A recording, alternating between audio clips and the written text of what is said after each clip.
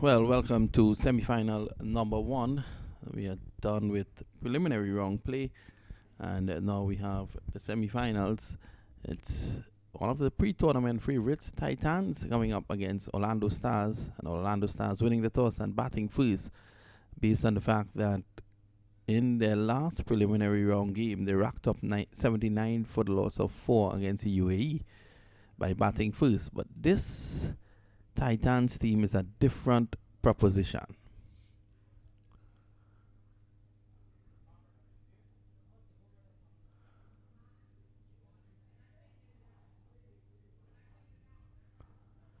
So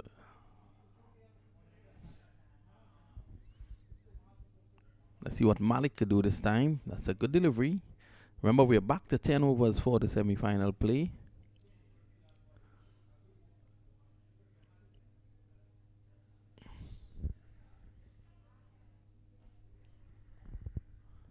Hoit away into the gap. So Emirates having that mid-off in Dial and mid-on in himself. He has decided now to drop himself down to cow corner. Emirates, the captain of this team. So it's going to be Lamont, who is opening the bowling.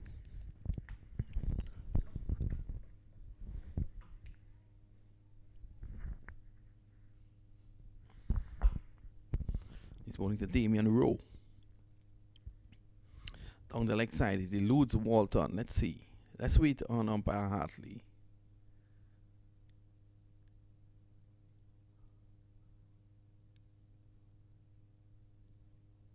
Must have touched something on the way. No signal of wide from umpire Hartley. Christopher Lamont, left arm orthodox. Oh, that's a good delivery. Very good delivery. They ask the question. Not out, says umpire Hartley.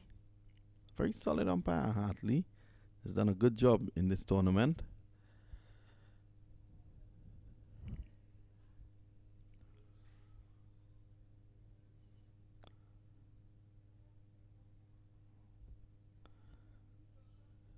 So it's the end of the over. At the end of it, 2 without loss, Orlando Stars.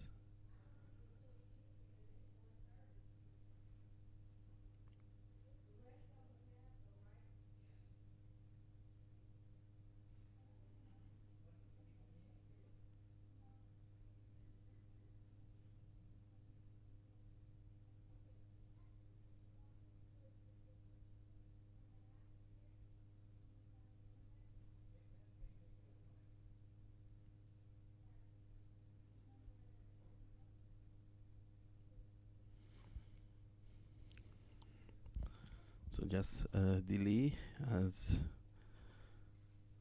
Malik sends back his helmet. Return for a cap. It's very hot out there.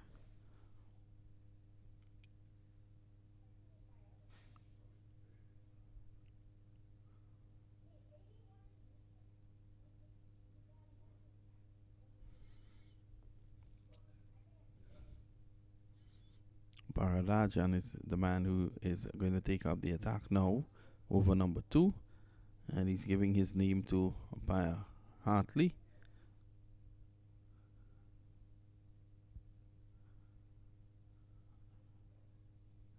In the air, no one is out there, and this will go all the way for 4. Just before the ropes, crashing down just before the ropes on the offside.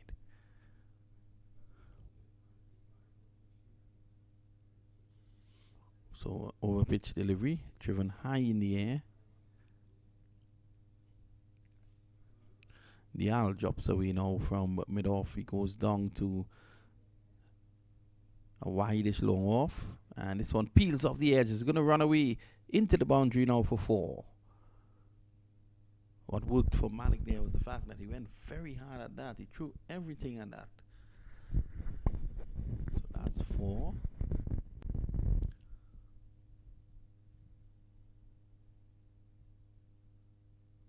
Vararajan going for runs here in his first over.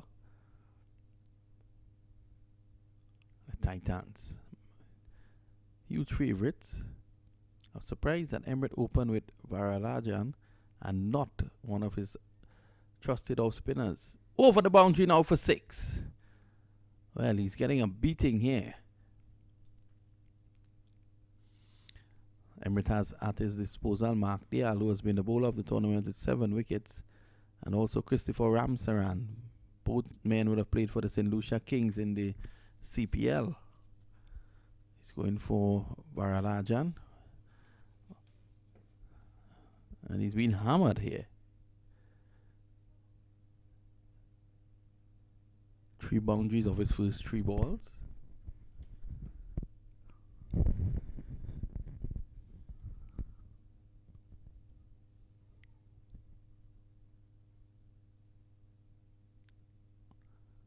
Edged again. Malik seems to have a big edge on that bat, down to third man for 4. 4 balls, 4 boundaries. A 6 and 3 fours, 18 in the over. When you're playing T10 cricket and you have an over like this, it really affects your team. It could cost you the match.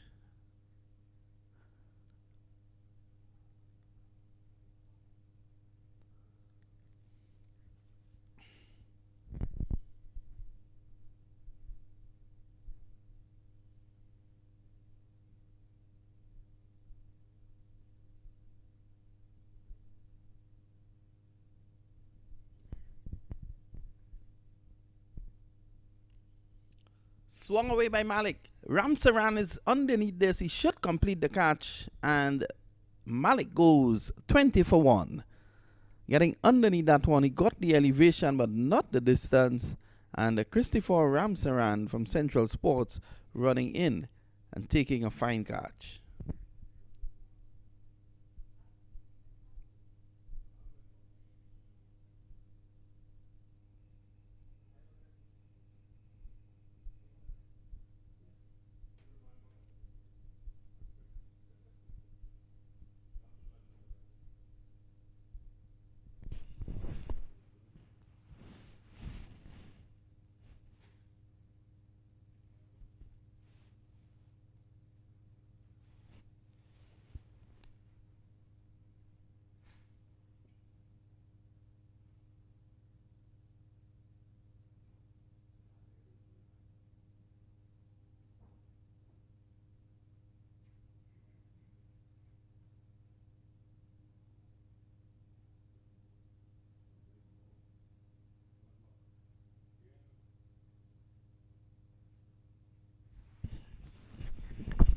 So on his worked away down to Jesse Bhutan. The new batsman Usman Ashraf batted really well. He was a man of the match in the last preliminary round game. He's a proper batsman.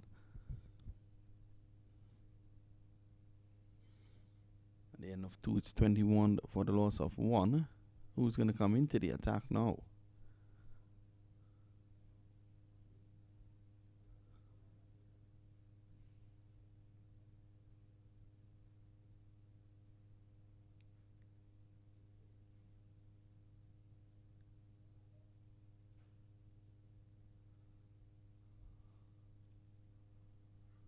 Going to be Lavani. He's going to Lamont. Sorry, he's going to get his second over.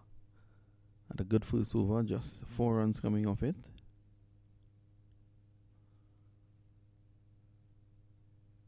This one has the batsman in a tangle, Damien Rowe.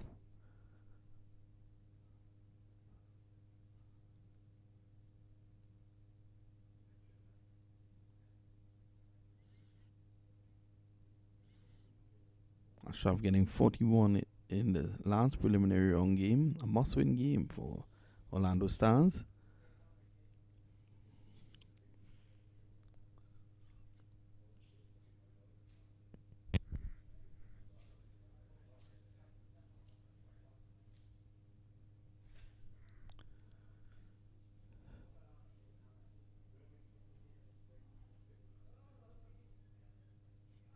Off the back foot, driving. Dial is in the way.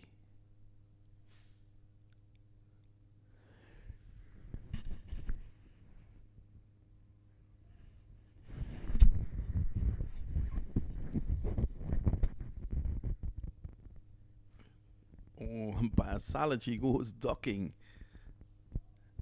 They're going to come back for 2. That was struck with power.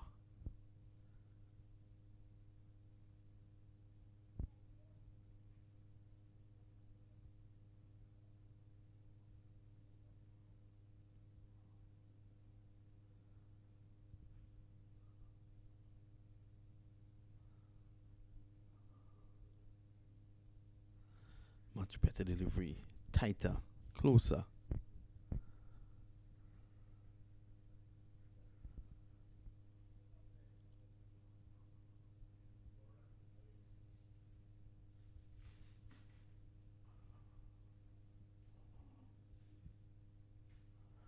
This is a drive through the offside. Could it split the field? Oh yes, that's 4. Dial not being able to stop that. One would have expected Dial to stop that. Emirates is not happy. Dial is pointing out that something in the outfield. He got a bad bounce. So at the end of 3 overs, it's 30 for 1.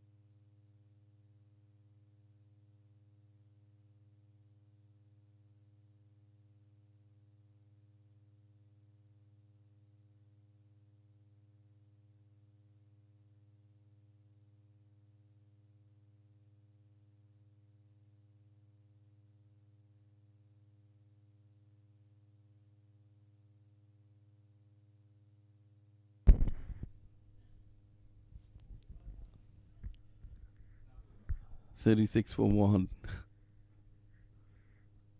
36, a very popular number in Trinidad and Tobago, one that Monga likes.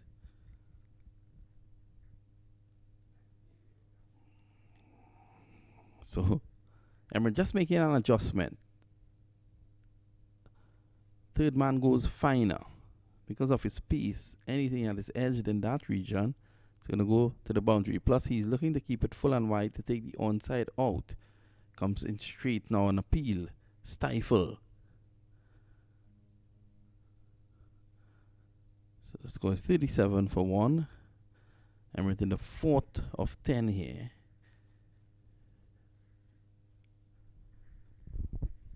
Each bowler having 2 overs. We're back to 10.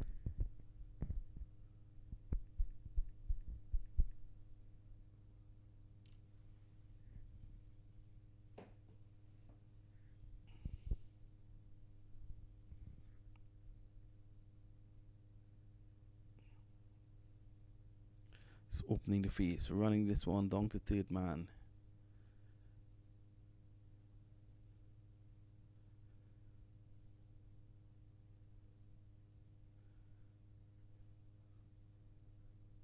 One delivery to go in the over. Not a bad over from Emirates. That's the edge for 4 down to third man.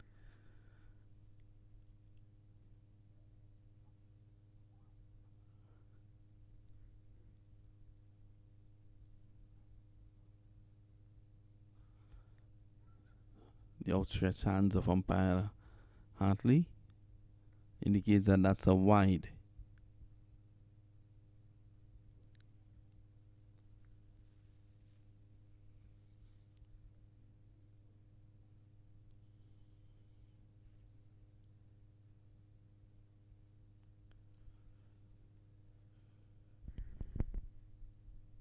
Here's Emirates again, running away from us.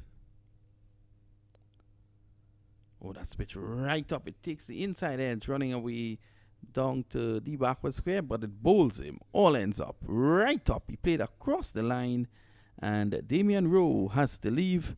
Emirates strikes after 4, 39 for 2.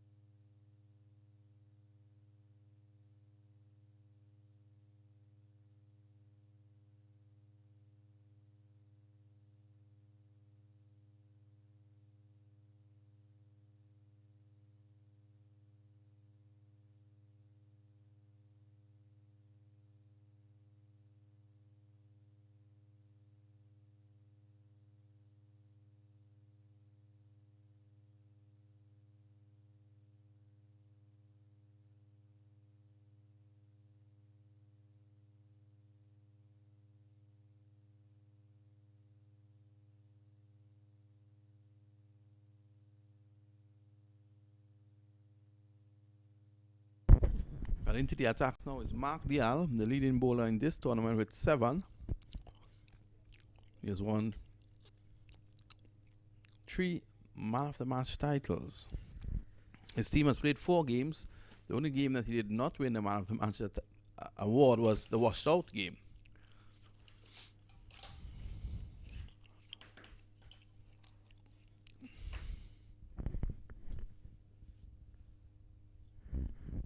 Here he is, the right arm off spinner. Pushed away powerfully by Ashraf. Good batsman, Ashraf. There with Saad Lavai. 2 of their better players in there at the moment.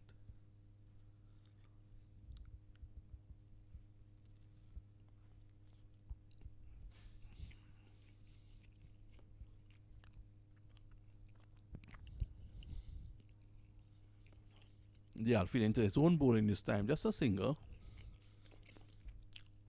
He's really improved as an off spinner. Has done good work for the St. Lucia Kings in the CPL.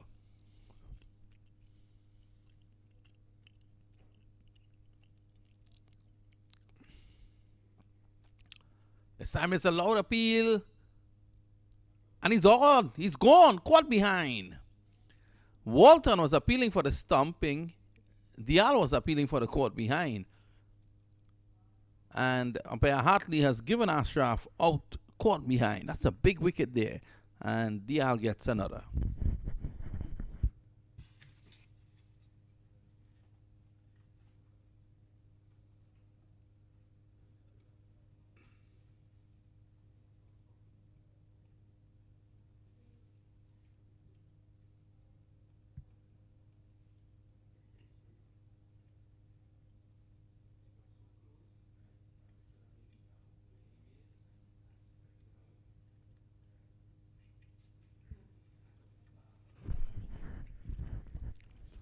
Dial is a wicket taker, and he's proving that immediately on song.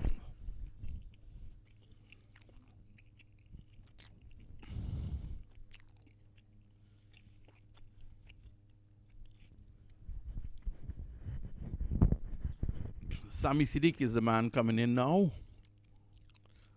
and he'll have 5 overs and a bit to face. Ashraf shakes his head as he walks off. He's not happy.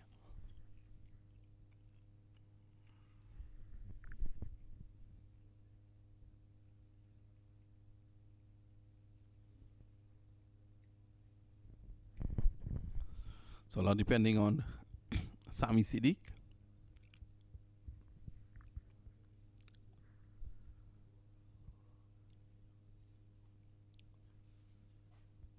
It's going to be Dial to continue here. Here he is, right arm over.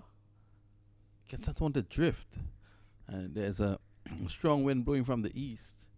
So got that one to drift away.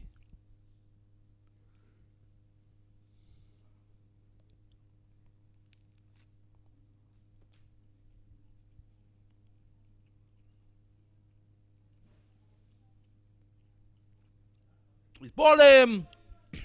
Dial has taken 2 in 3. It's his ninth wicket in this tournament. And the score is now 42 for 4.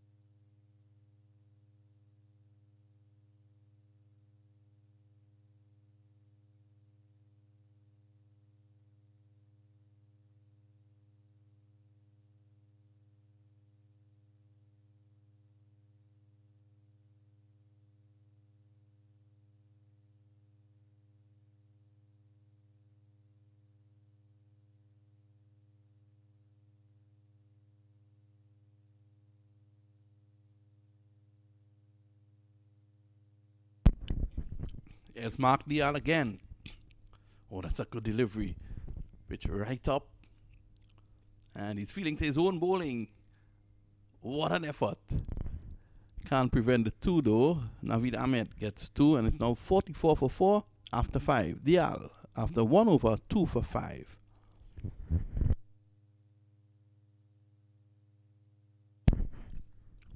Dial having won 3 Man of the Match awards already. He's heading towards a 4th here.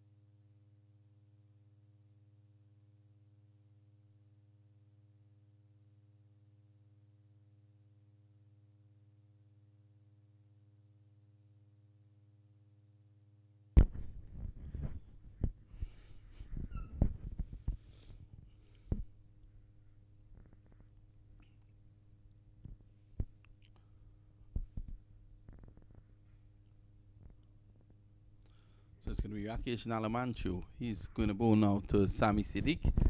And Siddiq gets one just short of mid-wicket. Might have crashed into the pads. Let's wait for Salaji. Taps that right leg.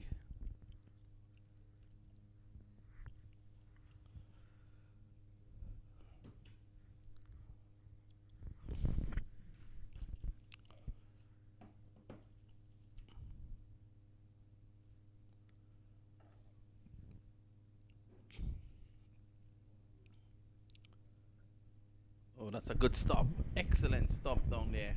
And they come back for 2. So the fielder on that occasion they're preventing 2.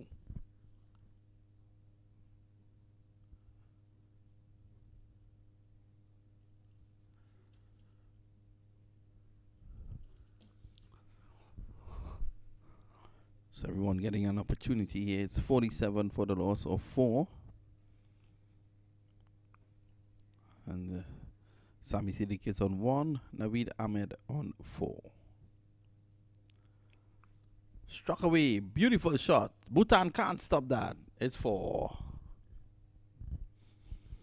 Straight down the ground. Bhutan did reach, but he dived over the ball. And that's 4.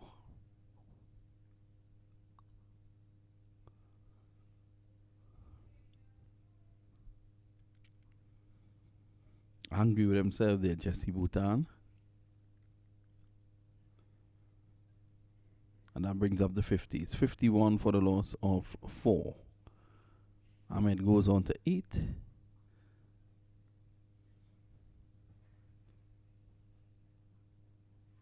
Here's Nalamanchu to continue.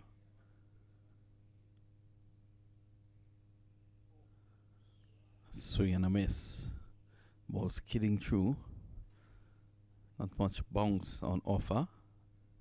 This is the same pitch that has been used for 4 days.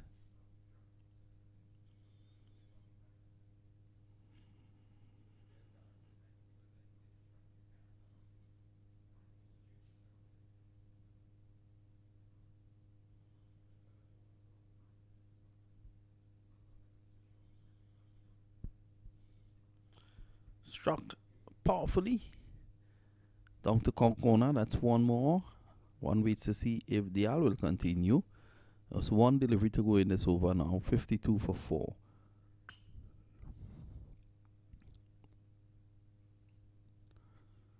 Nalamancho has decided to go around the wicket to Sami Siddiq. He probably knows something about Sami's batting.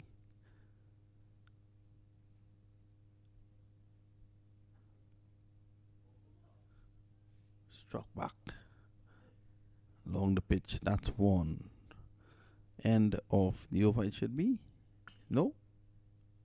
Still. Yes, umpire Salaji calls for the ball. And at the end of over number 6, it's 53 for 4.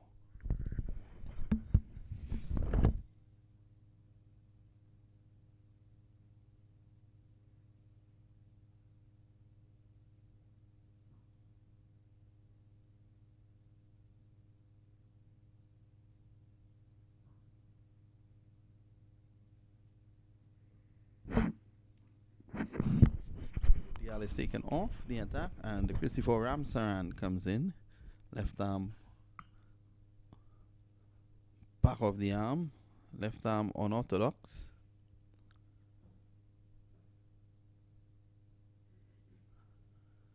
So, good options here for Emirates to go to.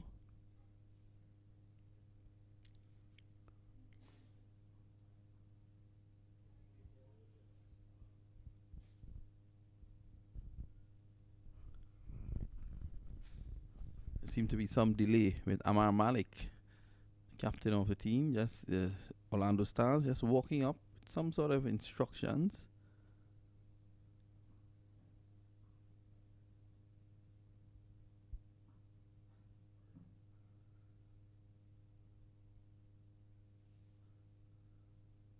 So I think we're about ready to go. It's going to be Ramsaran to Siddiq.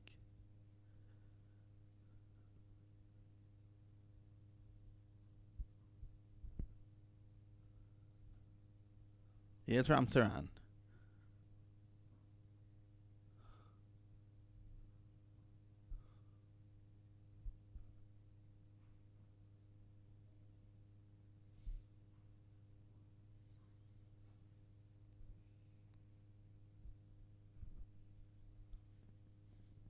Here's Ramsaran again. Again, a lot of time wasting here by the Orlando team.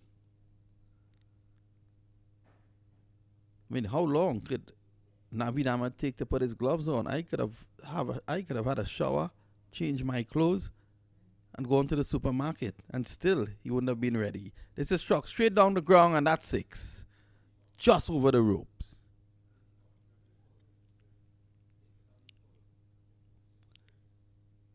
Well, we wait to see. Emirates is indicating something to the umpire.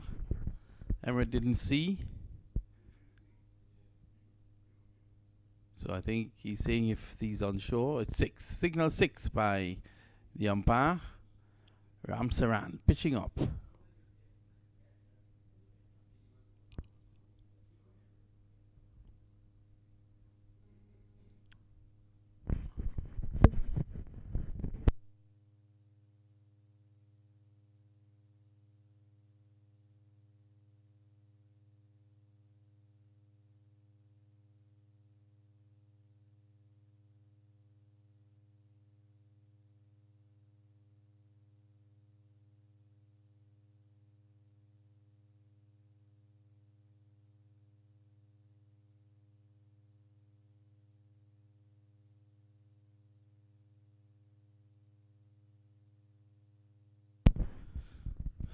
Christopher Ramsaran would have played for the St. Lucia Kings in the CPL.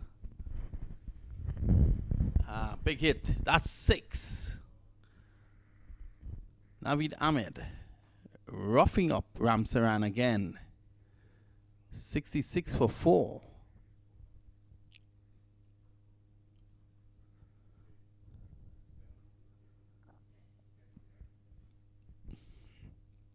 I think Everett needs to bring Dial back on into the attack. I couldn't understand why he didn't bowl him out. You don't keep spinners for the back end. He should have bowled him out.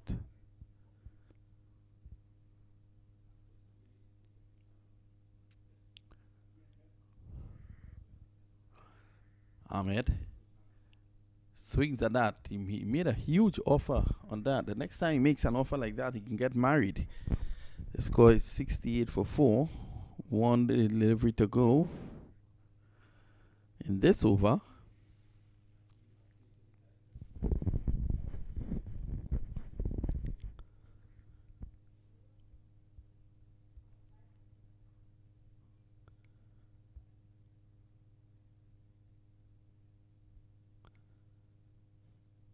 This one peels off the edge. It's running away down to backward point. And they take 1. So Ramsaran's over comes to an end. 16 of it, and at the end of 7, it's 69 for 4.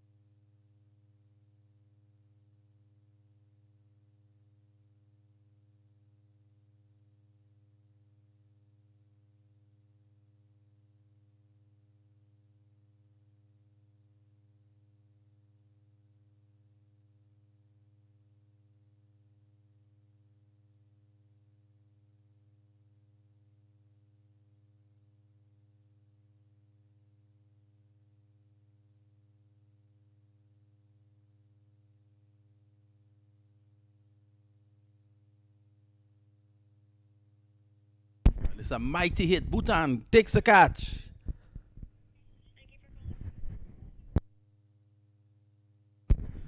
Jesse Bhutan has given Dial his 3rd wicket. He now has 10 in the tournament.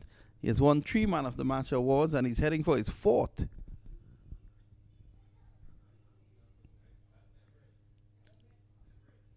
Emirates takes a catch. Dial gets the wicket. He has 3. And I think that Dial will have to send his luggage through cargo back to Trinidad and Tobago, the amount of trophies that he's winning at the moment.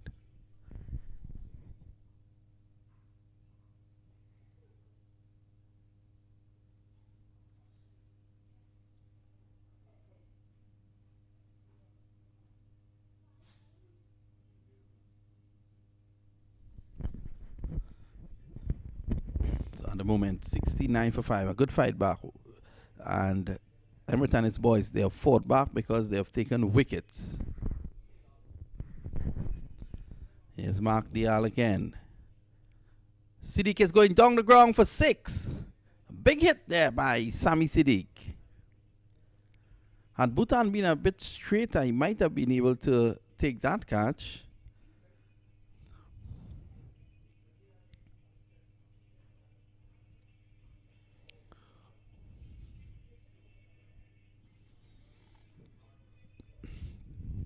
Here's Dial again. Into Siddiq. In the air. Ramsaran runs around. They take 1. They're going to go back for 2. And Sami Siddiq.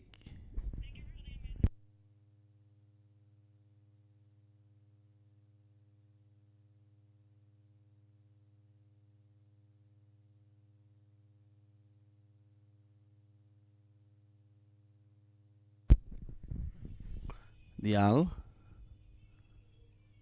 Swung away. Lovely shot by Siddiq for 4 into the gap at Cow Corner. And that takes the score on to 81 now for 5. And Dial has 3 for 17.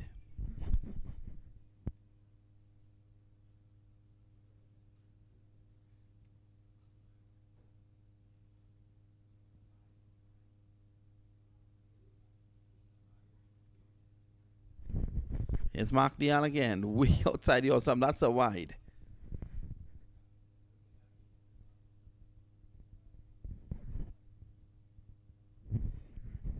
Hello?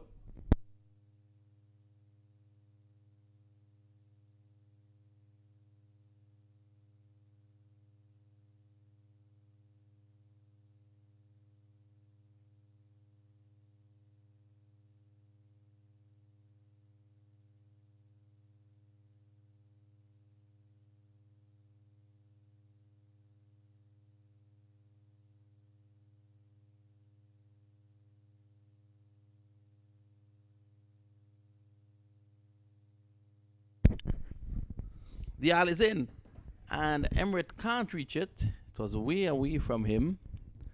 So that takes Siddiq on to 16. He has left his best for the semi-finals here, Sami Siddiq.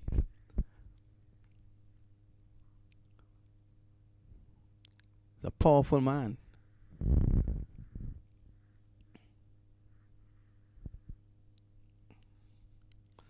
Here's Dial again. That's a flatter. Cut away nicely down to backward point. And Dial completes his spell. They go back for 2. 3 for 23 at the end of over number 8. It's 87 for 5.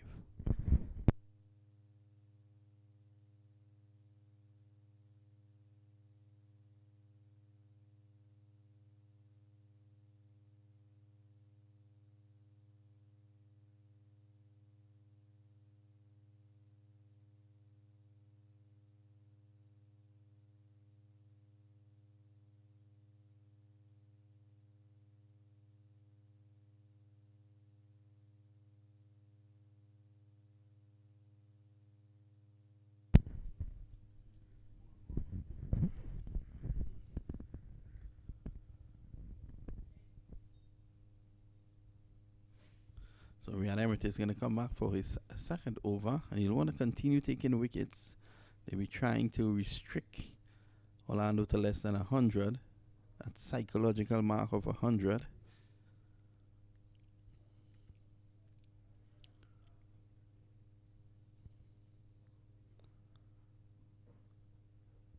Siddiq charging Emirates and then realizing that Emirates pulled the ball back and he's able to play it away on the offside for 1.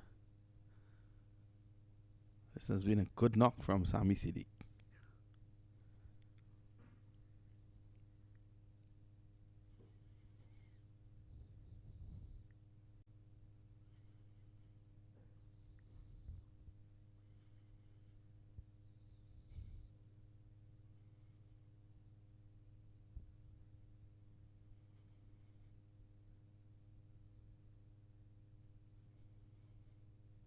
Oh, that's good. Emirates saw him backing away, Farhan Ali, and followed him, cramping him for room.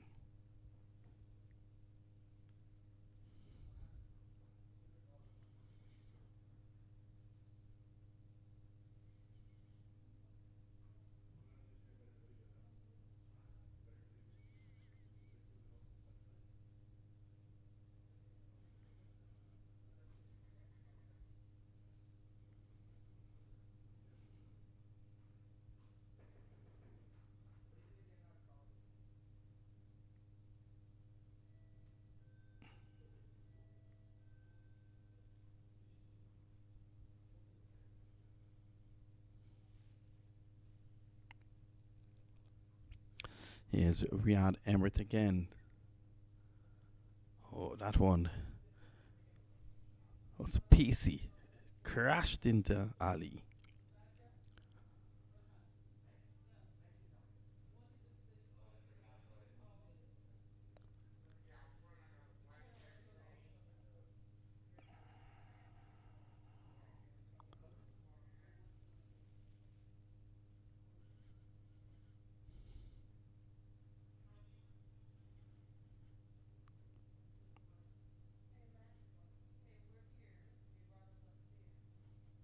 Oh, that's a good delivery. But Siddiq with a high backlift, driving it down the ground. So it's too hot to handle too.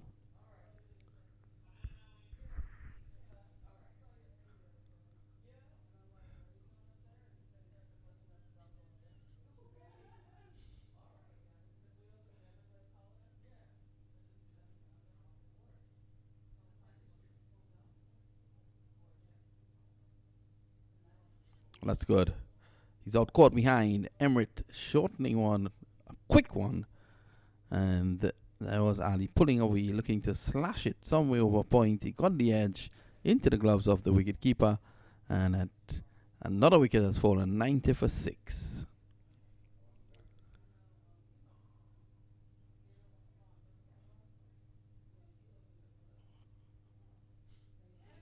Titans, massive favourites here to win. But Orlando Stars have given them a fight here. Runs on the board and runs on the board. They have 90.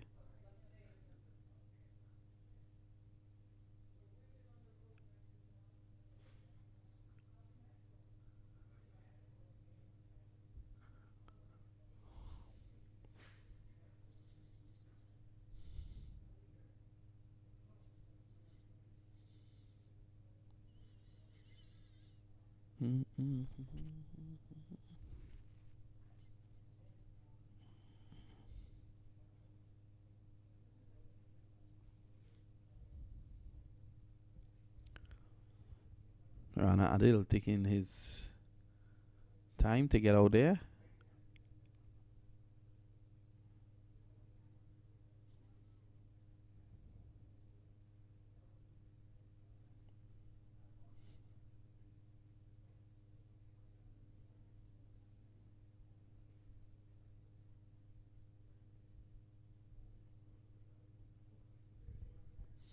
Riyad Emirates with his final delivery. Here he is. Oh, that's good. Experience telling there for Emirates. And it's the end of his spell. 1 over to go, 90 for 6.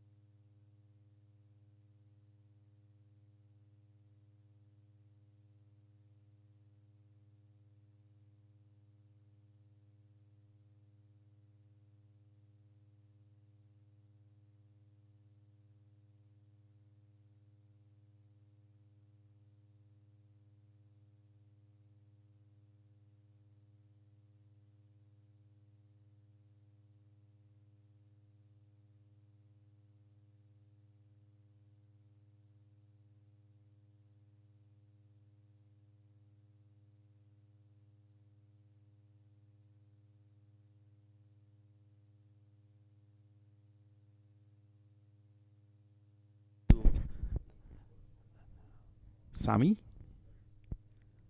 Oh, this is cracked away. Bhutan makes quick wrong. He has a powerful arm. They can't chance him.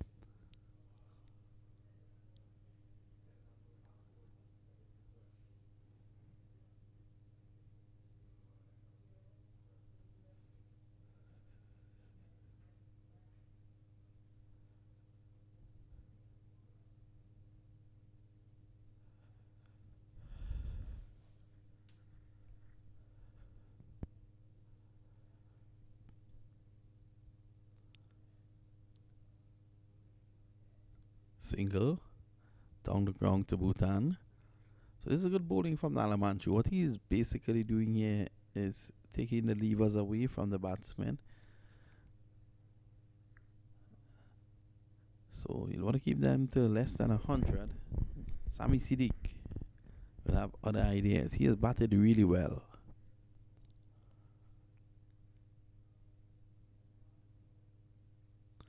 This is down the ground and one bounce into the boundary for 4.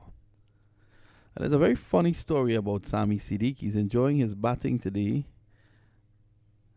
And last year he was trampled upon going in to look at the Pakistan versus Afghanistan game in Dubai. And after being trampled upon, he ended up in the stadium about an hour and a half after, and he was bare feet. About an hour after, he went back to get his shoe and came back with female shoes. Someone had stolen his. He had a 4-inch high heel that he walked into the Dubai International Stadium with. This is driven away down to Ramsaran. And Sami Siddiq has become known for that. I wonder if he should be wearing those 4-inch high heels. He's a short man, you know. Rana Adil.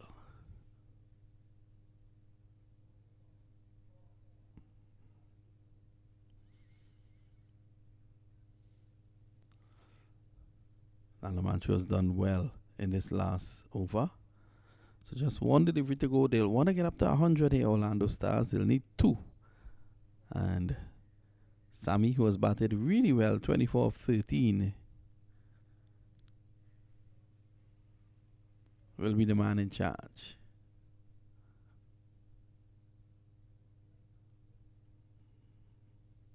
He's doing the right thing. He's going across the stumps. So if Nalamanchu wants to go wide, he can access the ball. And he does.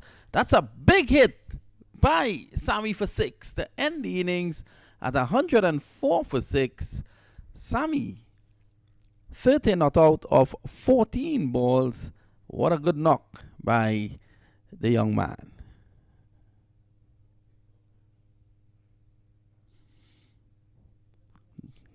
Pretty soon, Devo will bring up the scorecard for us.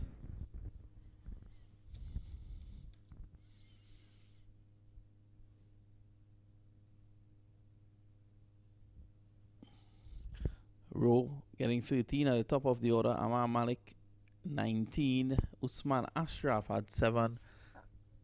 Saad Lavai 1. Sami Siddiq 30 not out. Naveed Ahmed 24. And Farhan Ali 3 with Adil Rana 2 not out. 104 for 6.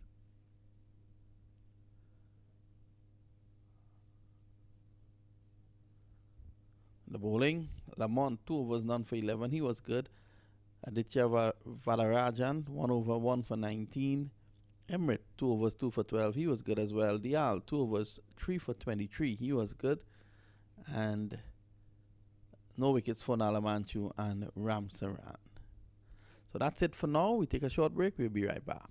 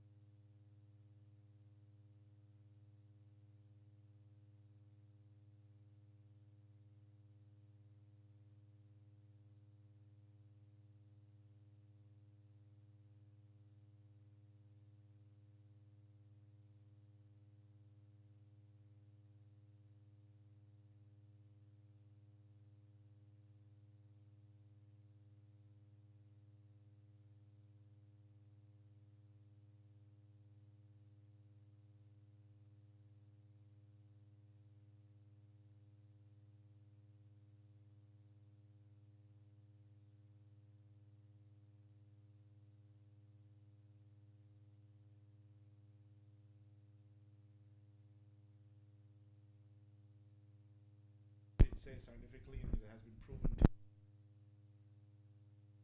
be healthy. Well, we're back here, and Walton gets a wide first up from Ashfaq Ahmed. So that's 2. Remember, the target is 105. And what do you think, Ann? You think that that's a good enough target? Orlando Stars has posted a strong total to what it looks like, but the way things have started off, extras, they have to hold on to their catches, because what I've seen with Orlando Stars, they have a tendency to drop catches at crucial stages. So again, which will be key. They're a well-balanced team, and I believe they were the champions from the last year, so they are coming with experience in this. But on the other side, I see fellows with pretty good experience or international level experience playing. So looking forward to an excited game.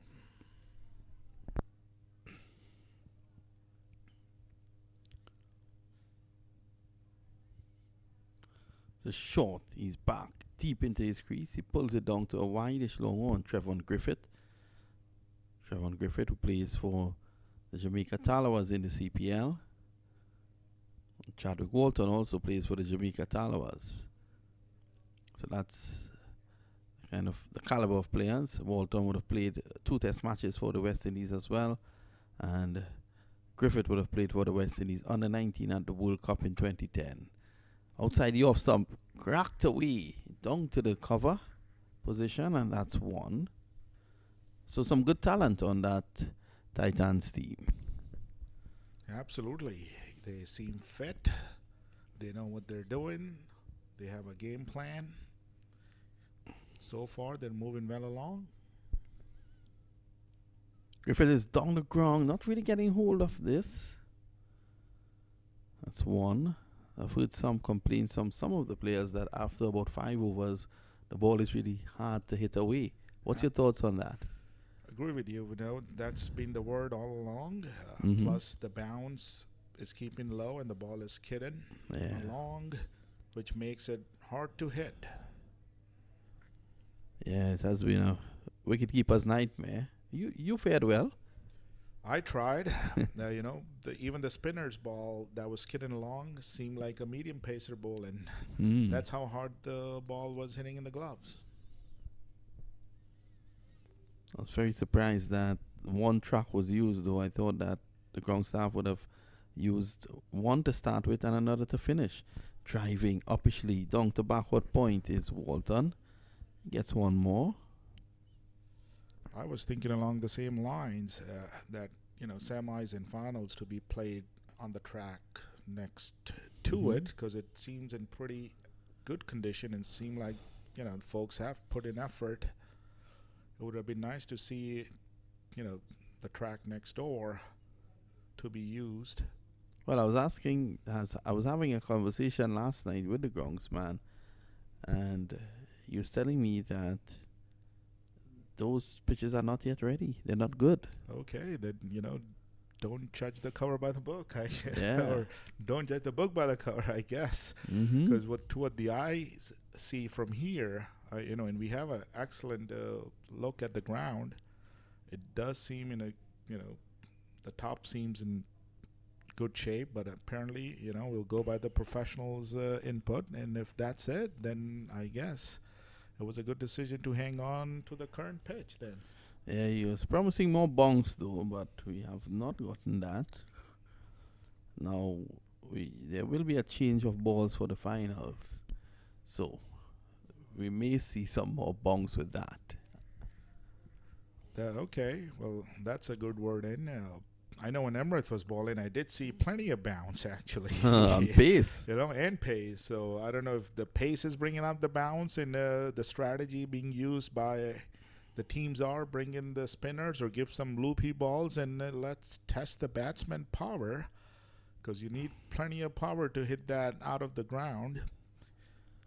Well, I thought that Amar Malik was going to bowl. I've never seen him bowl. I've seen him wicket keep. I've never seen Amar Malik bowl. In fact, he's handing the ball over. Yeah. Seems like Cheyenne is about to bowl. He's a left-handed medium bowler. Yeah, he's a handy player, Shyam. He said that his batting is not suited for T10. Takes his nice time to settle things down.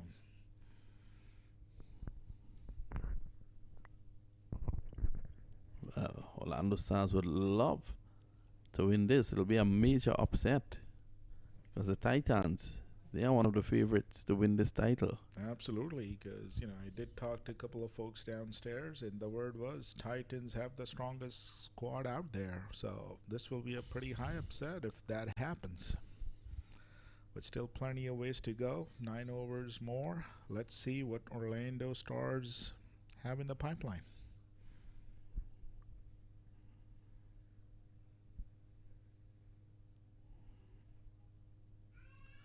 That was nicely bowled and driven towards point, and a nice throw in.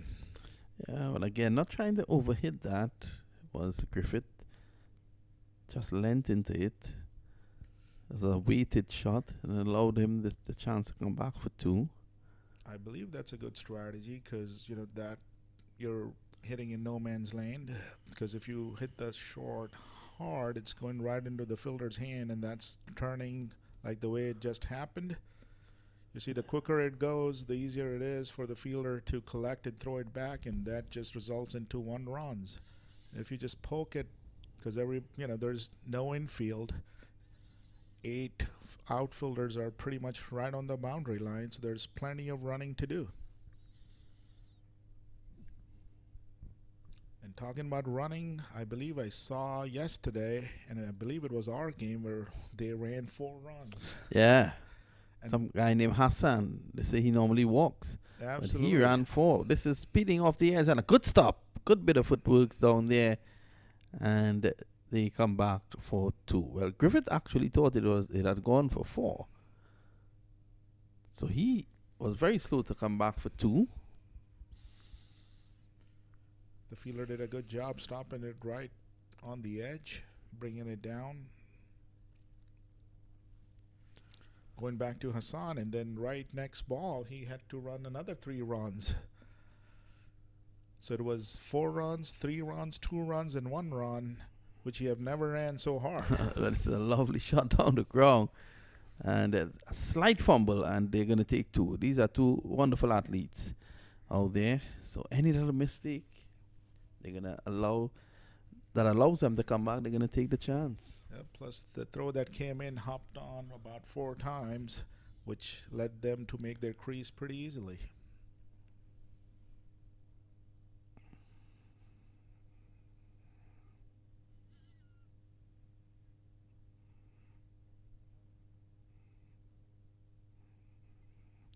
Sheehan to continue.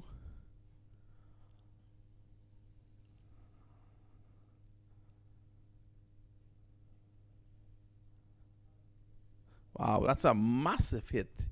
It's going to go all the way for 6. Full toss, dealt with. That looked like a home run, pretty much. Yeah, that was a huge hit. Unluckily, we can only give 6 runs to it. Otherwise, we would have given 8 or 10. That was really hammered.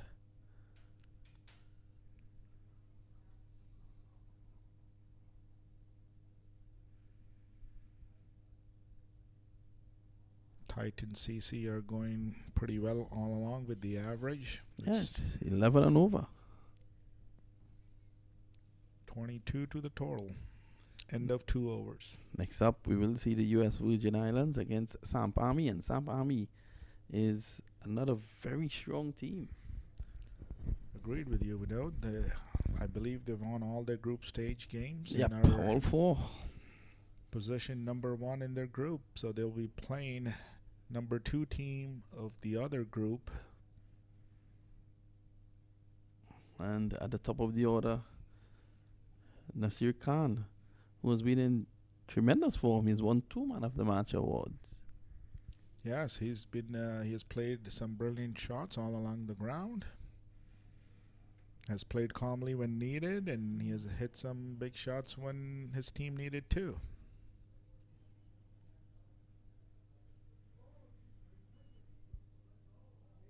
They'll be expecting him to take his place at the top of the order.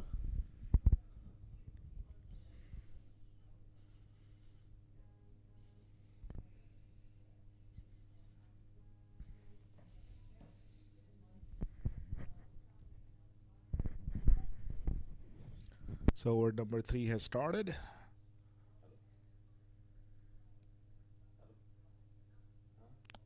Walton drives it down to the cow corner, and a single is scored off. So Ashfaq keeps continuing with his left-handed spin bowling.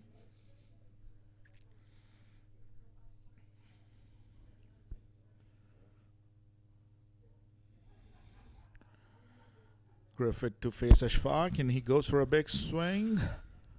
The ball pretty much stays low. Samir is the fielder. Griffith is another big hitter, but he's found it difficult to get the ball over the ropes. The way the pitch is behaving, I believe you have to get your eye in first and then go for the big ones. Very well bowled. Walton hits it back to the bowler, who did a good job and ends up being a dot ball. Very rare to see that in this competition.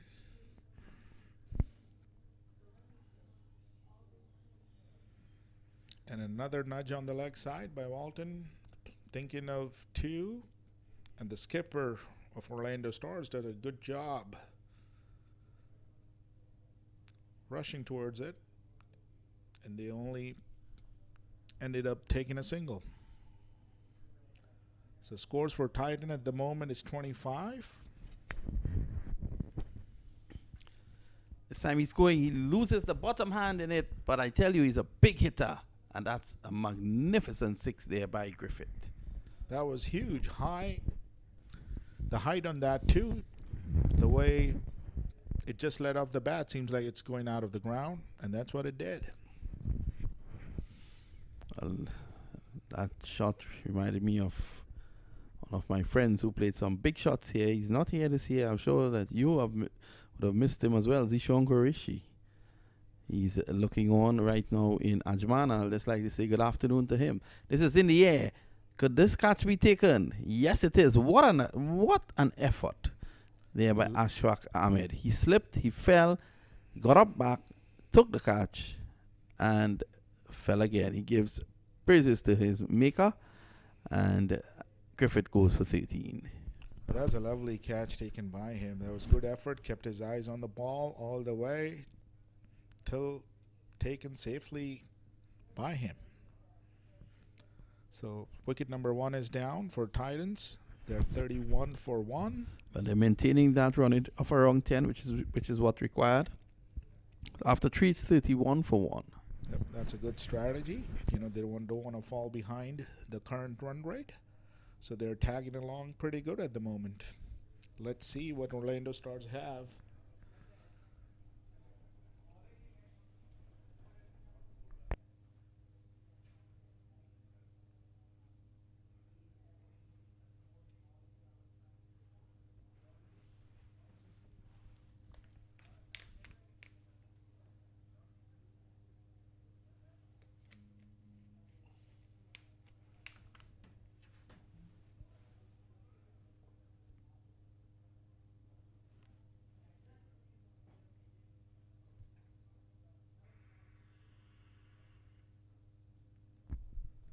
So end of 3 overs. Titans are 31 for the loss of 1. Seems like the ball is handed to Rana Adil, who's a good pace bowler.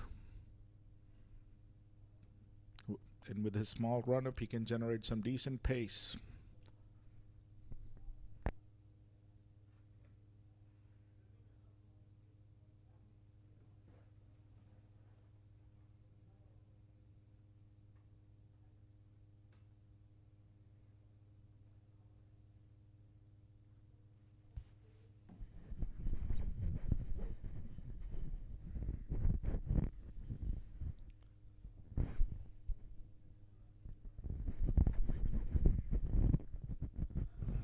So it's 31 for 1.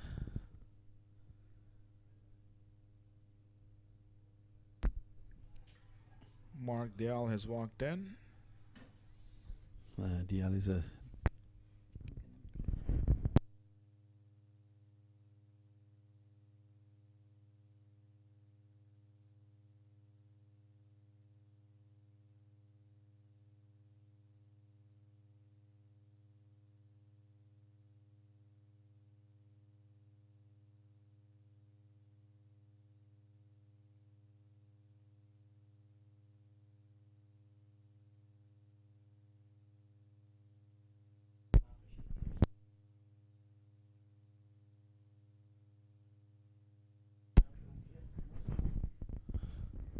So Dial is the new man in. He's another big hitter of the ball. He's a cousin of West Indies captain Nicholas Puran, another dynamic left-handed batsman.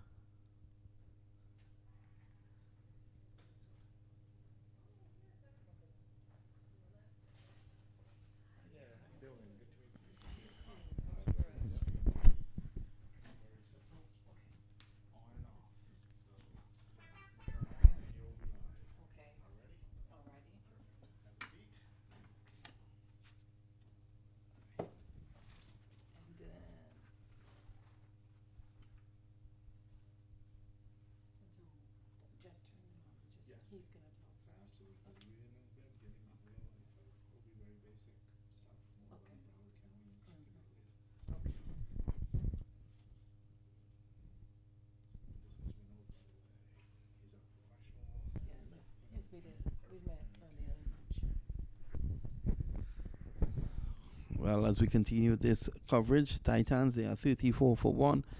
And remember, they are chasing 105 to win this match. It's like a delivery there by Adil, just outside the off stump.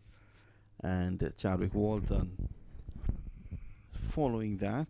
Has to be careful here. We're very lucky today. We have been joined by Dr. Barbara Sharif. And of course, she is a former Broward County Mayor and City Commissioner. And she has done a lot for the development of all the young people, not only the young people, but all people under her jurisdiction. And she continues to do that. She's here today lending support to this wonderful event. Good afternoon. How are you? I'm doing fantastic. What an amazing event. I mean, you know, when we started off with cricket here in Broward, 13 years ago, I started looking at this, and this has just grown tremendously. Yeah, it has grown because Makarishi has invested a lot. He thinks, eats, breeds, and drinks cricket. I think that's good for our community. I mean, not just for the international community, but locally. I know MAQ has done a lot with the kids. I know in Broward County, we've seen the children come out and express an interest, and we started seeing cricket teams and training here in the Central Broward Stadium. And it's just, you know, this is kind of surreal for me to sit here knowing that I saw this from the ground up, and now to see that this match is being played here. It's a really great experience. Yeah, well, it's always great to use sport to develop human beings. It's all about holistic development, and I'm sure that you have a number of plans that, you know, will be geared towards developing the young ones. So yes, as a matter of fact, you know, it's always been on my agenda to create an inclusive environment for international sports, and cricket is one of those sports. As a Florida state senator, which is where I'm going right now, I plan on really investing not just in sports, but in tourism, because I think that bringing people here to enjoy our community, it generates money in the economy, and it's going to bring us out of this COVID downturn even quicker. And so this is just a beautiful day, and it's amazing to watch. Well, if I can give you an example, just to back up what you were saying, for 13 years we've had the US Open. That tournament has attracted over 20 teams, and I know for a fact, because I come from Trinidad and Tobago, and about 6 teams from that country normally comes up. That's Trinidad and Tobago alone. The US Open is held around the Christmas period, and they come up and bring the entire families. The players come with the entire families. They do their Christmas shopping. It's difficult to get a hotel room around this time, around that Christmas period when the US Open is held. So you have car rentals, you have the hotel, the local businesses, the restaurants. It's an economic boost during that period. Absolutely. I think that one of the things that people talk about all the time is the hospitality and tourism industry, and keeping people employed, jobs in not just in the hotels but also in the restaurants. And so that's what cricket and what these types of matches bring to this community. So I see this as a win-win all around for everyone. Yeah, the players get a chance to showcase their talent, and of course, the businesses around the area, they get an opportunity to prosper as well during that period of 2 weeks. We've seen it before. We've tried to book hotel rooms for that tournament. You have to do it early, because then you don't get. If I may just draw an example, Joy's Roti Delight right across, they would normally do all the catering, and so it helps. It helps the economy. I love Joy's Roti Delight, by the way. Everyone loves it. Yes, of course. She tells me that she knows you. Oh yes, Yes. this is amazing. So they are big community partners and sponsors. They do the food drives in the community to help to feed those who are less fortunate. They've been doing it for many years, and this is what I'm saying about supporting community businesses and job creation here locally. This is amazing. I think that as we move forward, the more cricket tournaments that we can host, the better it will be. I'm sure you will be pushing for that. Always. As a county commissioner, I push for that. I've seen some amazing matches here, and this is witnessing history here in America, because there's a movement afoot that cricket is becoming more of a household sport, just like soccer, just like football. And so this is going to, I believe, be our next level of competition here in the state of Florida. Is going to be cricket. Yeah, definitely. Back in the day when you're coming through the airport and, you're speaking to immigration officers and you tell them you come for cricket, they look at you very strange. But now when you tell them you're coming for cricket, they understand. Right. Because that's the imprint that cricket is now making. And of course, on the 7th and 8th of August, there's a massive event that'll make you, I'm sure you're aware of it, it'll make you very happy, where the West Indies will be playing India here. The last time that happened, there was no standing room here. Right. All the Indian fans, West Indian fans, they flew into the country and they packed out the stadium. Just opposite us, there were bleachers. Right. And to the right of us, you had all the VIP areas, and every possible ticket went. I was here. It was a beautiful, clear day. It was hot. Until the rain. And then lots of food, lots of great food, Mhm. lots of people. And those are the types of times when you are in an elected official and you see stuff like that, and you see that it's happening right here and it's local. It's just, it's an experience like none other. I was so happy to be a part of this and to be there from the beginning. So. Well, Dr. Sharif, you have the mic, speak to your constituents. I know that you have a lot of plans coming up for them, and, as you continue to march forward. So for all that are out there who are listening, this is Dr. Barbara Sharif, and I am running now for Florida State Senate District 35. It's a newly drawn seat in South Broward County. Our district includes Pembroke Pines, Miramar, Weston, Davie, Cooper City, Southwest Ranches, Sunrise, and Hollywood. And what we're doing right now is we're on the move trying to get people engaged for the August the 23rd election. We want to make sure that you come out and vote. This is a newly drawn minority seat, and it's always good to have minorities representing you in Tallahassee, especially with all that's going on now.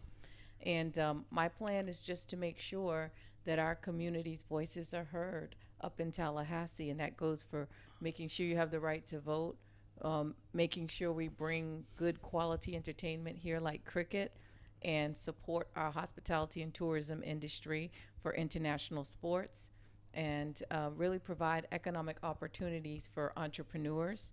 And so there's so much education, programs like what MAC started here with the kids and bringing them into cricket young.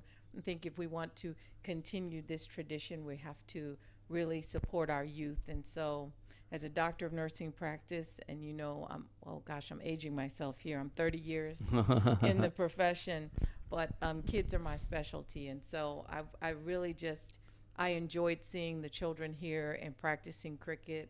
I enjoy seeing this right now. This is just an amazing, amazing experience for me. I can't tell you how humbled I am to be here with you today. And thank you for the opportunity to see this. While you're speaking about, sport and the value of sport in pushing the agenda to get people to where you would like them to be, sport being one of the vehicles, and you're on air right now. I've just gotten a message from Trinidad and Tobago, where I'm from a local government politician, and he just wants to wish you all the best. Aww. His name is Adrian Ali, and of course he should have been here playing. He normally comes up to play for the teams here, and he of course is one of the elected officials in Trinidad and Tobago. He sees the value of sport as well.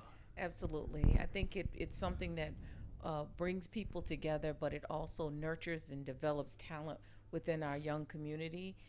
It brings a different level of respect. I know, like you said before, people didn't understand what cricket was. I didn't know what cricket was until I started living in Miramar a little over 20 years ago.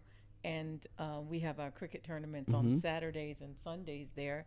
And so they taught me about cricket, but I had no idea. I thought soccer and football was it. So this is really great. Thank you very much for the opportunity. Thanks a lot, Dr. Sheriff. We want to wish you all the best moving forward, and we're very sure and we hope that you assume the rightful office. Thank you. Well, that was Dr. Barbara Sharif. We want to wish her all the best. She has the right idea in what's needed for you guys out there, and she has been working really hard, working in the trenches in an area where she's a Democrat. So it's a doubly hard task, but she's up for the task, and we want to wish her all the best. Thank you. Thank you for having me.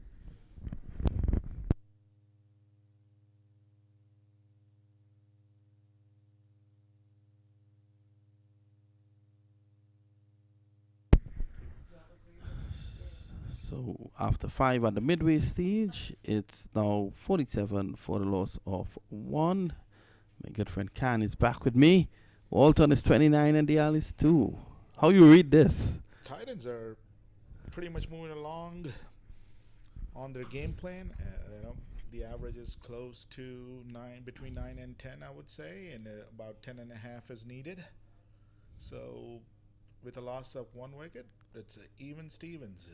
If Orlando Stars don't pick up another wicket or 2 in the next couple of overs, I have a feeling that things would be pretty easy for Titans from here onwards. But I think what will happen there now you're quite right in saying that once they have wickets in hand, they can go all the way. And I think that could happen. They need to keep wickets in hand. They need to keep wickets intact, stay in the game, and once wickets are in there, they can launch towards the end. As I said, we know Titans are sticking to their game plan. Let's see what Orlando Stars have up their sleeves.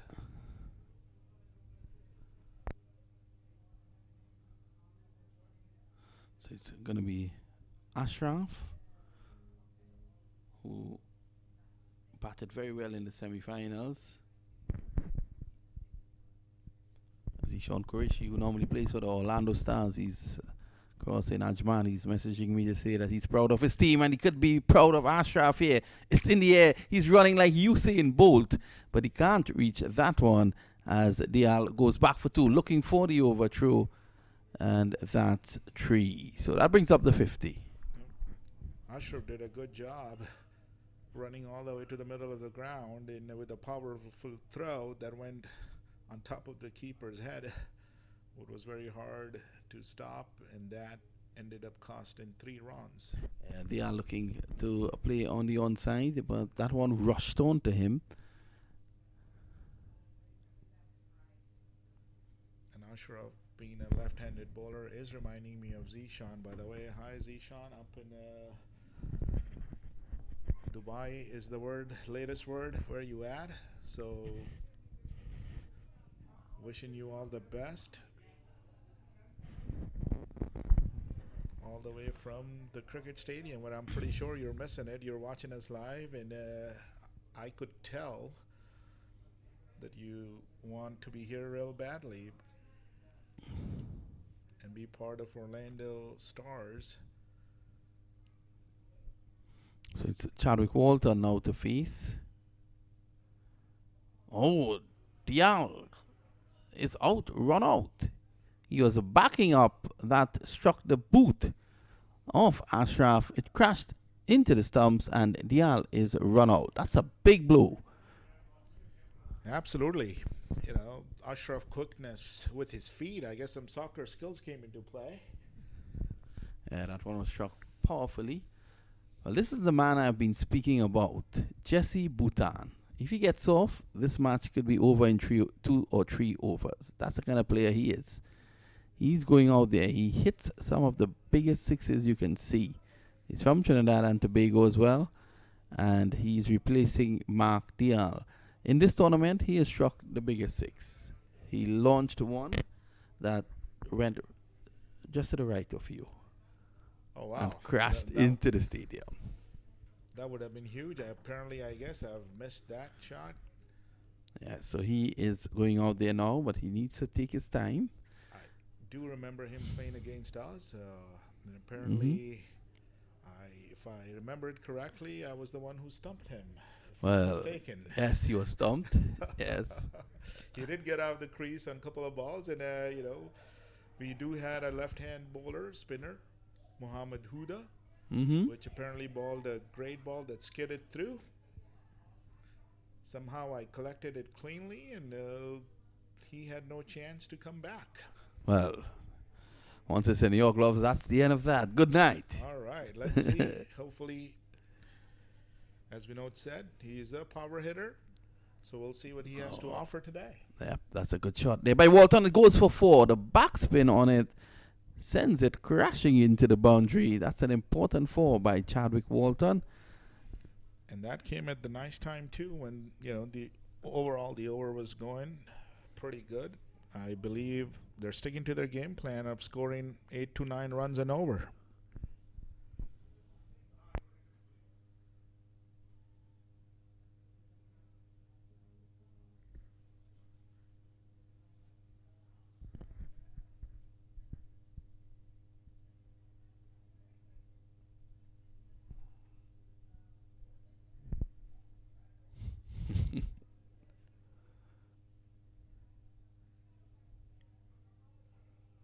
Zishan Qureshi is saying that Zahir has got some funny commentary.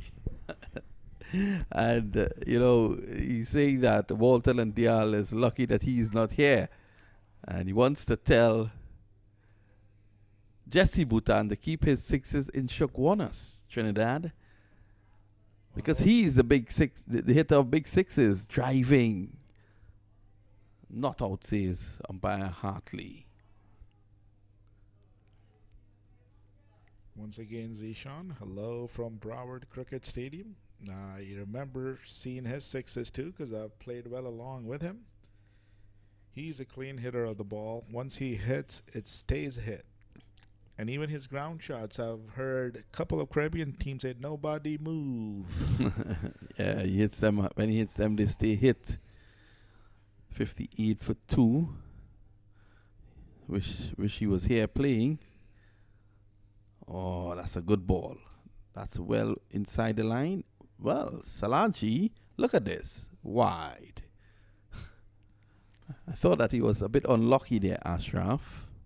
Agreed with you, Vinod. That seemed like the ball really edging it close, but then again, those lines, they're not legal lines, as I always say. They are guidelines.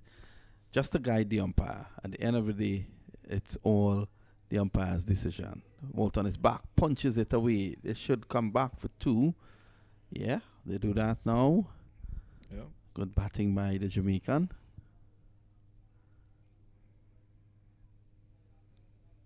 And that's the end of over number 6.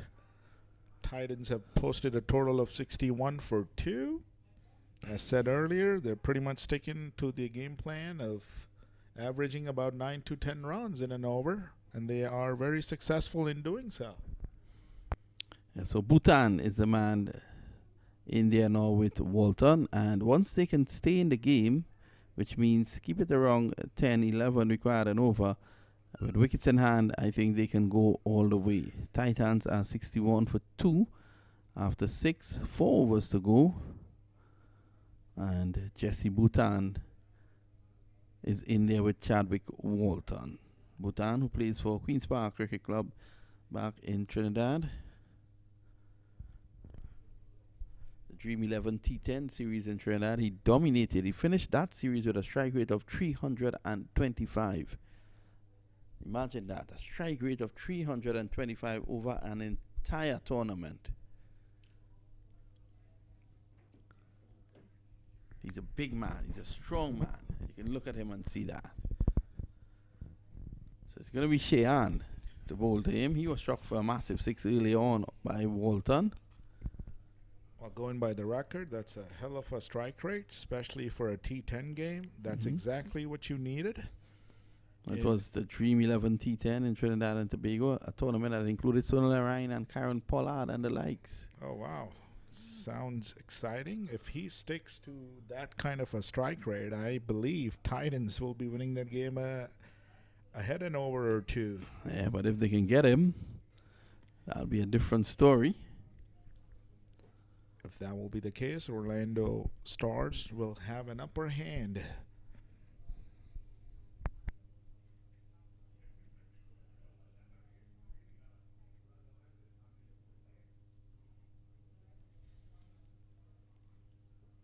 So he misses that one. And there goes good old Salachi. Takes his time to signal those wides. Makes all types of contortions with his hands. And then he delivers the wide. Does remind me of an international umpire. Yeah, Billy Bowden out of New Zealand. Absolutely. Here we go. Yeah, here he comes. He's directing an orchestra. Wide.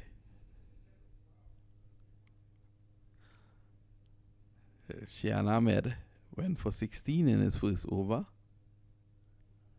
Cheyenne needs to hold up his line and length or needs some sort of an alignment at the moment.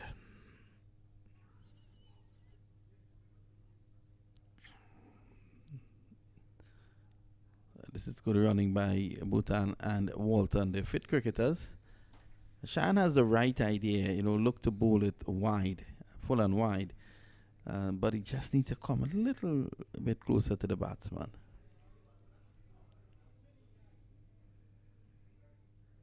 We do see the swing with the slingy action, but he has to hold up his line and length. Look at this. That's gone.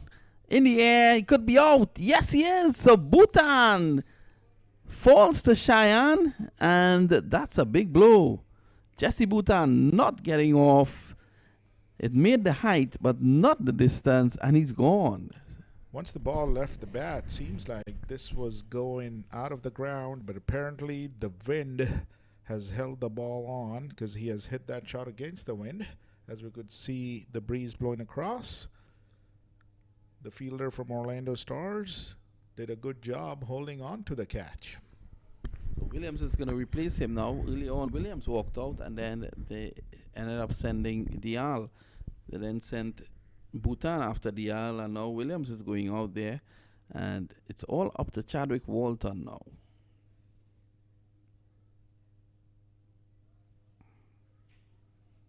Nervous times for the Titan boys. They've lost their 3rd wicket.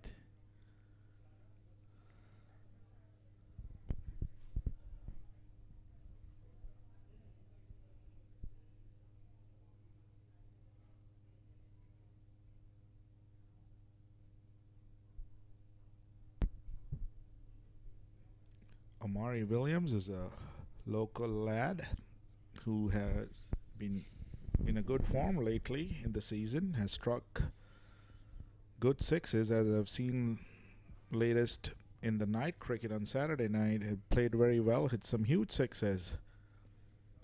So he is in form. Let's see what Orlando Stars have in place for him, if they have a game plan against him or not.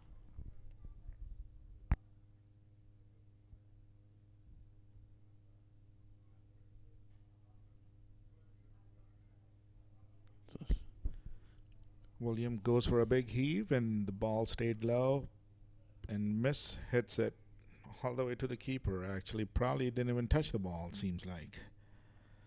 So Cheyenne is finding his length. Let's see if he can complete the over without being hit for a boundary or not. Oh, a big swing and a miss, and that one skidded through. You don't want to say it kept low. So the wicket is not conducive for stroke play. Yep. You have to be ready and be mindful of the bounce and play your shots accordingly. But T10 is a version where the mind and the hand coordination doesn't get along, especially if you have a couple of dot balls, because you're only facing about 60 balls and missing 2. This time he's gone leg before, so Cheyenne strikes twice in 1 over to really rock the Titans. They are 65 for 4. Cheyenne pretty much started off with wides and now has held off his line pretty good and getting 2 key wickets. Let's see who walks in next for Titans. I believe the game is even Stevens. What are your inputs, Vinod? Yeah, well, it depends a lot on Chadwick Walton. And I think Orlando Stars looking to just put it back. Riyad Emirates is going to go out there now, and he is another one with tremendous experience. He's an all-rounder. He has a first-class century for Trinidad and Tobago, so he could bat.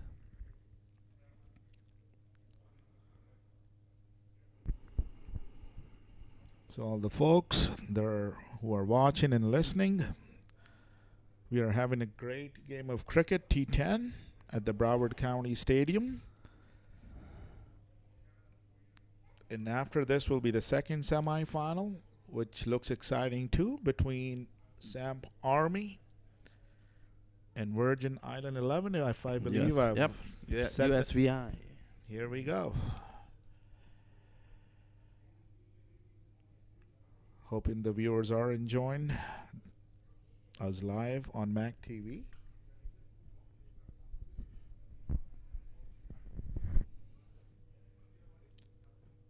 Cheyenne has one more ball to go in this over, and this will bring an end to 7 overs.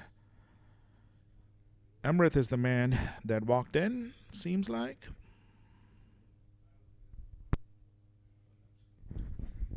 Yeah, that's Emirates. Yeah, Emirates is pretty decent with the bat, so he's the captain of this team. He'll want to guide his team home. Let's see if Cheyenne has other ideas. Yes, I've seen him hit some long sixes along the line, so that was a good tickle towards the leg side and set off for a quick single. And by this, that brings us to the end of 7 overs. So Titans are 66 for 4. But it's 39 of 18, so I will tend to think that the Orlando Stars are slightly ahead. Seems like the 8th over will be crucial, because now that the average run rate is growing, I believe it's, up to 13 runs and over. So let's see who will be bowling the last 3 overs. Seems like Rana Adil has the ball in his hand. Let's see if he can do any magic like Cheyenne did. Well, they're going to get pace on the ball with him.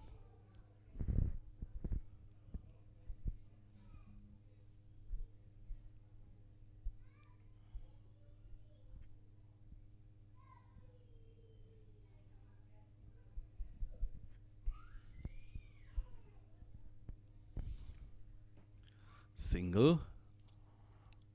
In fact, they go back for 2. So Emirates gets a double. He doubles up. So let's see. 13 required and over. Yep, these are not the doubles from the roadie shop. These are real doubles being ran by Emirates.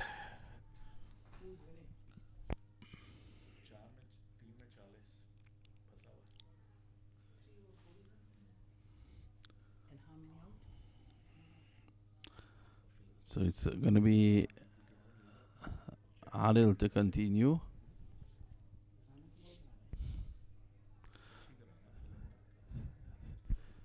So Rana Adil comes up on his start. He's been pretty quick. Amrit goes for the swing. Seems like a double is on cards. The ball. Oh, wow. A lightning throw came in. And a lot depends on Chadwick Walton here. He's a proper batsman. He's on 39 of 25. And Emirates could hit some really big sixes too. So this pair, a lot depending on them. If they can get one big over, they could bring things back to manageable proportions. Agree with you, Vinod. I remember Walton hitting in our game pretty huge sixes towards the cow corner. And I've seen Emirates hitting some nice ones too. So what they're doing is they're just staying in the game. That is what they're doing here. Not trying anything too silly just yet. And Rana Adil is holding on his line pretty well too. These two, they're very experienced campaigners.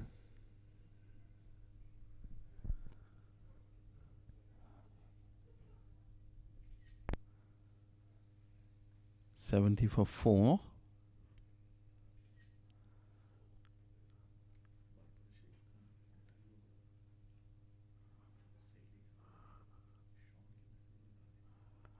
Whipped away. They're taking 2.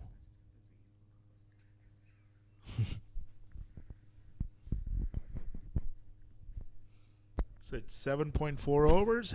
Titans are 72 for 4 wickets down. Rana Adil has 2 more balls to go in his over.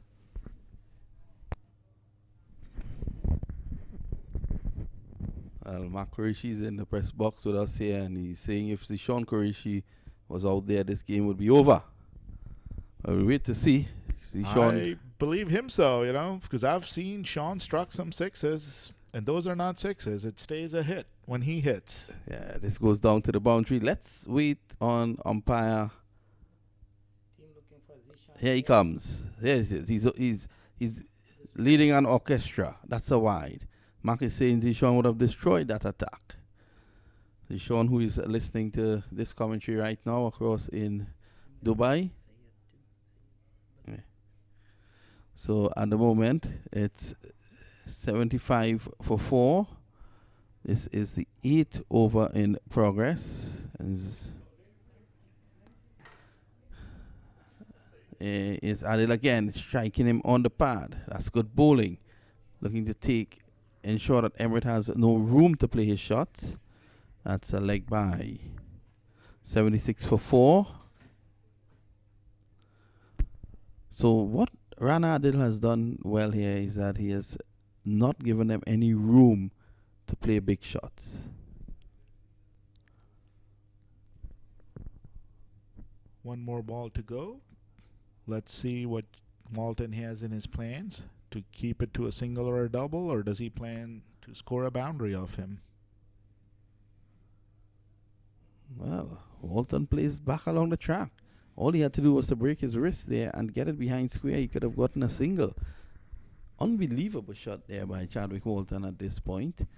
So with 2 overs to go, 30 runs required. Is it or 29? 29. Agreed with you, Widow. It seems like it's 29 in 2 overs.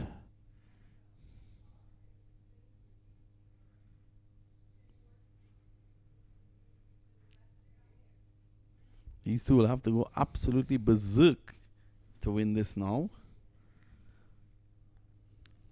Faizan, another medium pacer, seems like have held on to the ball and will be bowling over number 9. So you'll have to be careful. This is the over they're going to charge.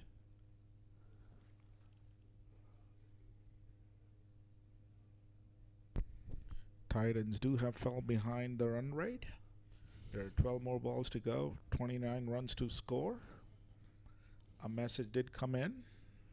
So let's see what Emmerich and Walton, do they stick to the plan or not? And let's see what Faizan has up his sleeves.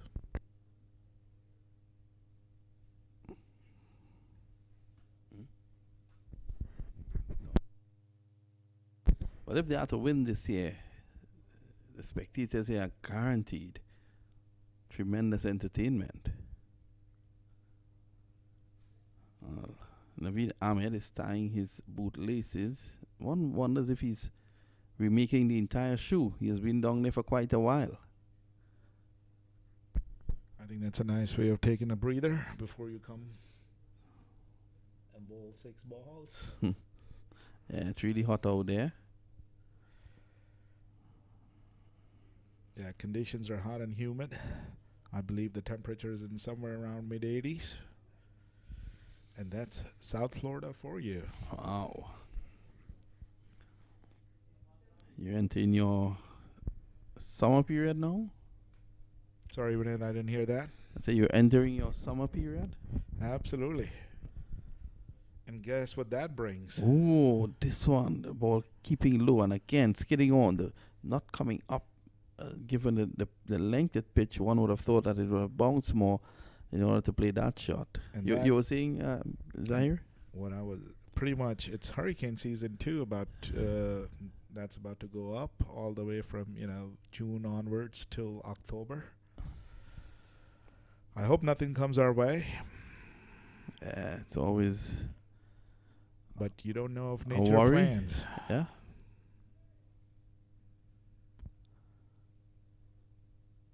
By the way, that last ball was very close to the stumps. There's Ahmed again. Walter not getting hold of it. Sorry, Emmerich. They're going to come back for 2.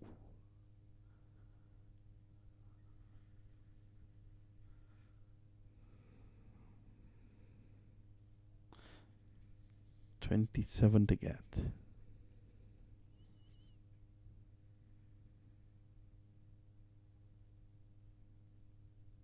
Emmerich taking a breather. As we just talked about conditions, hot and humid out there. But the weather is perfect for cricket. Hopefully no rain in the plans for the rest of the day, we know. I don't think so. Whatever little clouds there are, they're very high and the wind is up. Emmerich beaten. Well, we had a fair share of rain a couple of days back, and hopefully that is it. I am looking forward to the second semifinal and then the finals. The game is getting interesting here. A swing and a miss. The keeper was not able to hold on, and these guys ran for a quick bye. Naveed is doing a good job from Orlando Stars, keeping the runs to the minimum. Another 3 balls to go from him. Walton on strike. And things are getting interesting here, folks, on the field.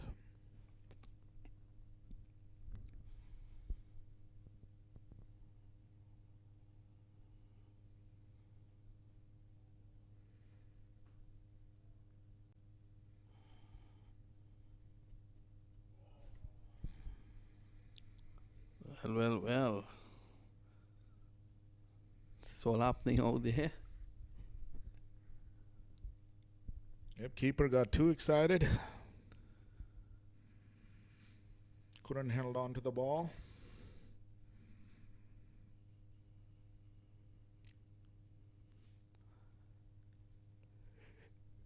That would have been a close run out, seems like.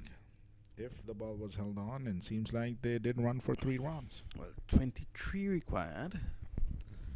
2 balls to go in this over. Need to get a boundary here to stay in the game. Naveed is having cramps. Seems like physio is working on him. Watch out, this team skipper.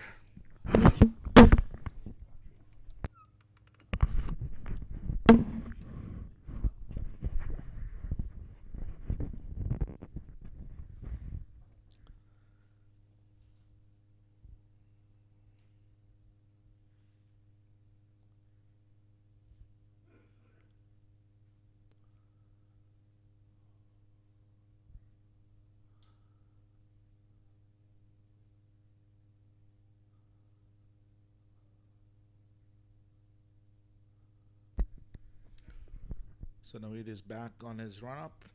2 balls to go. Amrit on strike.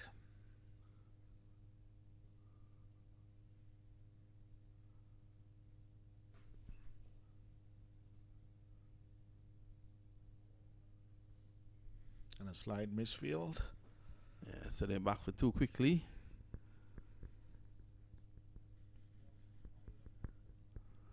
$21 required.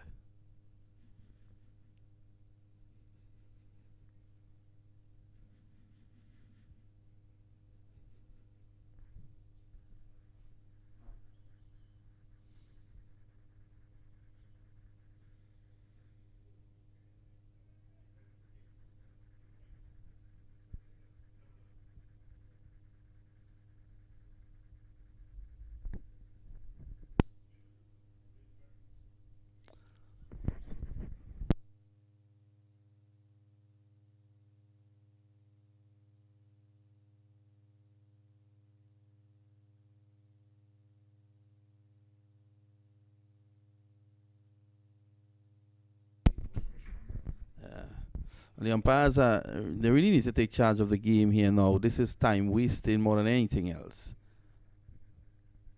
Umpire Salaji, his back was turned from what was going on. That's gone! Into Orlando. 6 runs. What a hit that was from Amrit.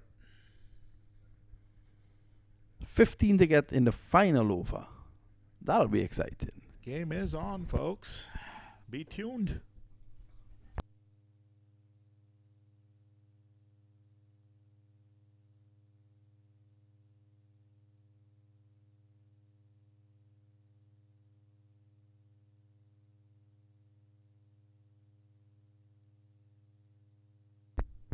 So the target for Titans is 105.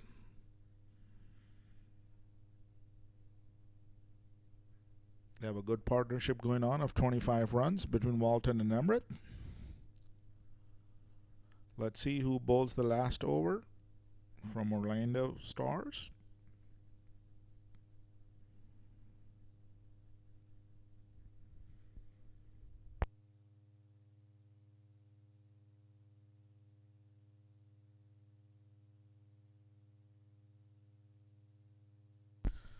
So 15 required in the last over. 6 balls, 15 runs. Let's see. How does the game end up? I'm looking forward to another semifinal, exciting semifinal. The first one has turned out to be pretty charming.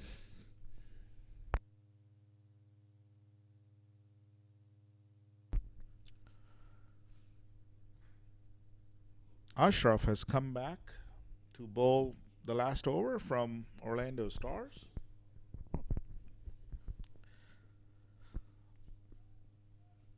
Walton comes forward, and they were pretty quick to take 2 runs of the first ball of the last over. So it's 13 of 5. Let me hear your predictions here. I have a feeling Titans got this. But here's the change of prediction. If a boundary is not scored over the next 2-3 balls, then I see some trouble. That's good bowling. They take 1. They're going to head back for 2. Throw is not that strong. 11 of 4. A big 6 here could change things. Yeah, absolutely. As I said, doubles won't do much. There are plenty of doubles at the Joy Roti shop. So we need to see a boundary here for Titans to bring it home. But Ashraf has been doing a great job, by the way, bowling to Walton. I think tight spots. I think that the heat is really affecting the players. I'm getting that impression. That is true. You could see the body language of the fielders and the batsmen. Not getting hold of this. They take one. They're going to go back again for two. 9 of 3. As I said, we know the boundary is needed.